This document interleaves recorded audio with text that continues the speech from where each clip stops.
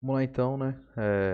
Resolução de questões aqui de um tema novo que a gente acabou de estudar, um tema rápido, teoricamente rápido, né? Que a gente viu algumas discussões básicas e vamos resolver questões aqui para amarrar um pouco melhor as coisas que a gente entendeu sobre o tema, né? Esclerose múltipla. Então, em relação separei 10 questões aqui, já fiz aquelas questões de aprendizado de fato. Separei mais 10 questões aqui para poder resolver, né? Lá tinha bastante coisa de polineuroradiculopatia, né? Síndrome de Guillain-Barré. E aqui a gente está falando de uma afetação diferente, né? Uma afetação dos axônios e da bainha de mielina dos axônios que estão no sistema nervoso central e não no sistema nervoso periférico, como é o Guillain-Barré, né? Então a gente tem que pensar nas manifestações neste sentido e resolver as questões. Em relação aos aspectos epidemiológicos de esclerose múltipla, assinale a opção correta. Desde a metade do século XX, o número de casos de esclerose múltipla tem aumentado significativamente em diversas regiões do mundo. Eu acredito que sim. Bom, aqui. Bom, aqui eu acredito que sim. Nos homens, o início da doença geralmente é mais precoce, antes dos 20 anos. Não tenho certeza disso daqui, hein? Será que é isso? Se for iniciar, vai iniciar mais precocemente? Tem certa lógica. Tem certa lógica. A incidência da doença em crianças menores de 10 anos é muito pequena. Eu responderia que 1 e 2 são verdadeiras e a 3 é falsa. 1 e 2 são verdadeiras, a 3 é falsa. Mas não, 1 e 3 são verdadeiras. Ah, sim. Muito pequena, sim. Então eu ia acabar respondendo que todas elas eram verdadeiras, né? E errar.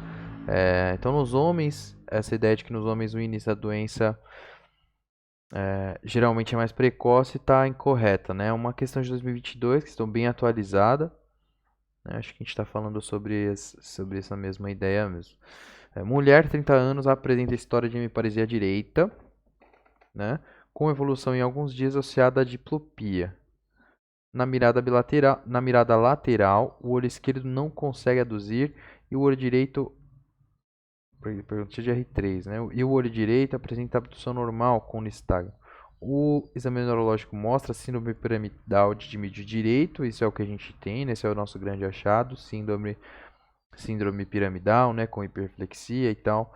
Os três grandes achados, a gente tem bastante coisa, mas os três grandes achados que a gente vai mencionar aqui nessas ideias de esclerose múltipla vão ser perda da acuidade visual, né? Com neurite óptica, síndrome piramidal, síndrome do primeiro neurônio motor, síndrome piramidal. E o último ponto, qual é que era mesmo? Tem que colocar. Coloquei de volta aqui. Não lembro. Então, esses dados oftalmológicos estão interpretados como tipo de disfunção neurológica e sugerem diagnóstico de tipo de disfunção neurológica de fascículo longitudinal medial à esquerda e esclerose múltipla. Faz sentido, né? Tá à esquerda a lesão e a gente tem a representação dela na direita. Medial à direita e neurosífilis, não, né? Miller-Fisher eu não saberia dizer. Terceiro para a direita e diabetes mellitus. Com 30 anos, né? Se apresentando assim, né? Com uma afetação periférica importante, talvez. Bom, essas afetações são todas centrais, na verdade. Né? O que a gente tem é uma manifestação periférica de uma afetação central. Mas, né, esclerose múltipla. Vamos seguir aqui. Mulher de 32 anos encaminhada ao oftalmologista para avaliação de quadro iniciada há uma semana de dor ocular em região orbitária à direita, principalmente associada a uma imitação do olho. O acompanhamento do quadro, acompanhando o quadro, refere perda progressiva da visão no mesmo olho. O exame de fundo de olho revelou discreta palidez papilar no setor temporal do disco óptico, sem outras alterações expressivas. Discreta palidez papilar do setor temporal do disco óptico, mais aberto ali. Setor temporal do disco óptico. Pode ser. A gente lembra da visão, da ideia de que. A gente sabe que a esclerose múltipla eu separei, né? LES, eu não me lembro de descrição aqui de neurite óptica. Tuberculose deve ter alguma afetação aqui em neurite óptica. Neurosífilis também não me lembro de como que é essa descrição da neurite óptica que ela provoca. E arterite da temporal, te estudou ontem, né? Arterite da sala gigante, arterite temporal. Também não me lembro de ter essa descrição aqui. A descrição que a gente tem em relação a MS, a esclerose múltipla, na neurite óptica que ela provoca é de que a nossa afetação vai ser no nervo óptico em si e ela não vai ter muita manifestação no exame do fundo de olho, né? Então a gente não vai conseguir identificar exatamente sinais no exame do fundo de olho porque não afeta a papila. E aqui tem discreta palidez papilar no setor temporal.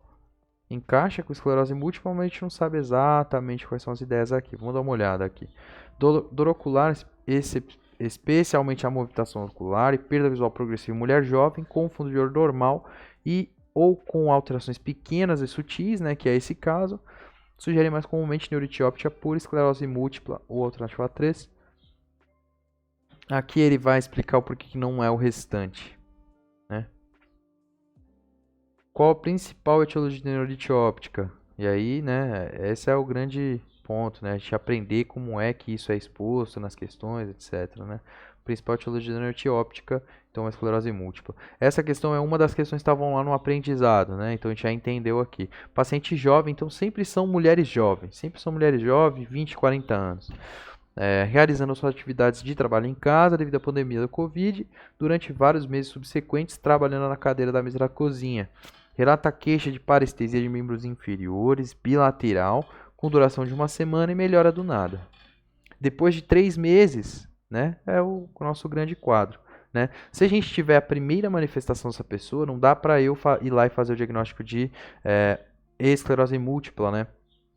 A gente vai ter a síndrome clínica primeira síndrome clínica. Né? Mas aqui não, aqui já tem descrição do quadro como ele é mesmo. Né? A história da evolução natural da doença, né, que a gente tem uma afetação nervosa que dura aí um tempo, dura mais de 24 horas, aí eu tenho remissão por pelo menos um mês, né, e depois mais uma afetação. Aí a outra afetação nela que apareceu foi a queixa da parestesia associada à prurida nas pernas e desequilíbrio, aqui já tem uma afetação piramidal importante. Procura o serviço de neurologia, solicitada a ressonância magnética de crânio a seguir, qual que é a hipótese diagnóstica, né? E aqui a gente vê lesões à substância branca do sistema nervoso central, né? Então a gente tem ataque autoimune aos oligodendrócitos, que são os responsáveis por fazer a manutenção aí da mielina no sistema nervoso central. E ataque autoimune à própria mielina, se não me engano, né? Se não estiver confuso. E aí, a maneira de tratar a crise é corticoterapia em doses altas, né? Metilprednisolona em doses altas, né? Endovenoso. E aí, na remissão, na manutenção, a gente vai fazer alguns medicações muito caras, né? Uma delas ali que eu pesquisei um pouco o preço, R$17.000 ali a medicação. Não sei qual o preço do tratamento em si, né? Mas a medicação bastante cara. Que vão ser anticorpos monoclonais, né? Interferon 1B, interferon 1A, né? Mas aqui, tratamento para nós nesse momento é este.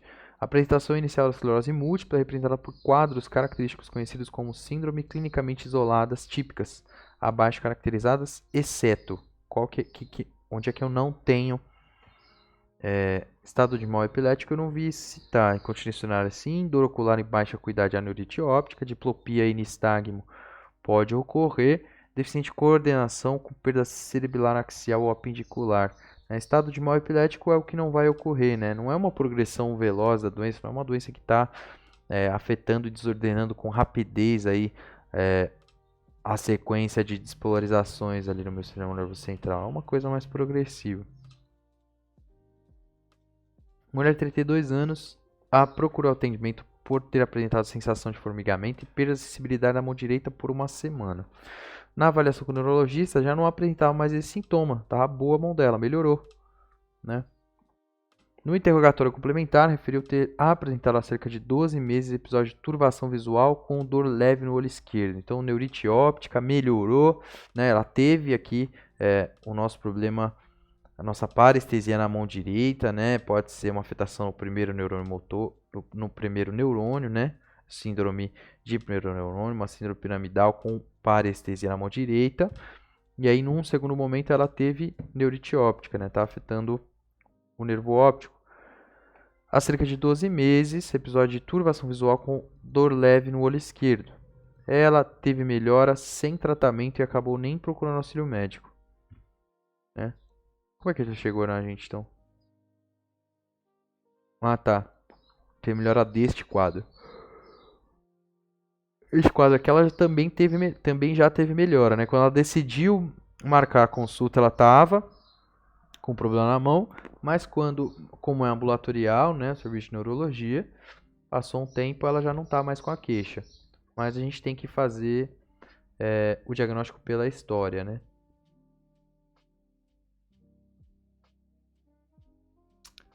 Paciente de 24 anos, início súbito de dor no olho esquerdo, com perda progressiva de acuidade visual nos últimos 5 dias. Se tem a alternativa correta com relação ao quadro clínico apresentado. Diagnostico já a minha MS? Não, né? Potencial evocado visual é alterado somente quando há edema. Não, posso ter outras coisas, né? Potencial pode ser lesão lá no nervo, né? Não precisa ter exatamente edema. Perda unilateral de visão sem lesões na ressonância magnética exclui a possibilidade de conversão futura para esclerose múltipla clinicamente definida. Errado. Episódio único de neurite óptica com 2 ou mais lesões assintomáticas na ressonância magnética de encéfalo implicam em alto risco de desenvolvimento para esclerose múltipla clinicamente definida. Acho que sim, aqui pode ser. A ausência de bandas oligoclonais e um índice de GG baixo excluem diagnóstico. Não, esse com certeza não. Né? A gente sabe que as bandas oligoclonais elas são um achado que traz mais evidência aí da esclerose múltipla para o nosso paciente, mas definitivamente não excluem. E neurite óptica isquêmica é o principal diagnóstico diferencial a ser excluído nessa paciente. Não, o principal diagnóstico diferencial é esclerose múltipla, não tem comentário. Em relação à prevenção, epidemiologia e história natural das doenças, julgue o item a seguir. A evolução da esclerose múltipla depende da faixa etária do paciente, sendo que a mais comum é a forma progressiva, não.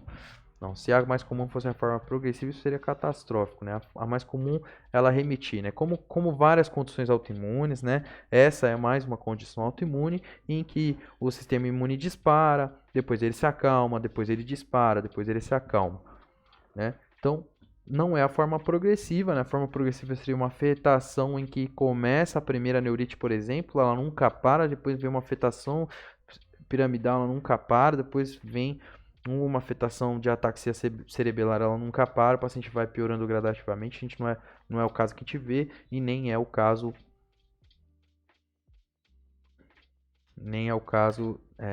do Resident, né, da série Whole Dead, Hands of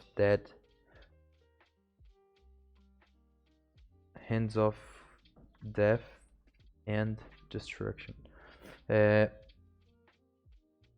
Na qual sintomas e sinais neurológicos intensivos ficam sem remissão. Não, tá errado.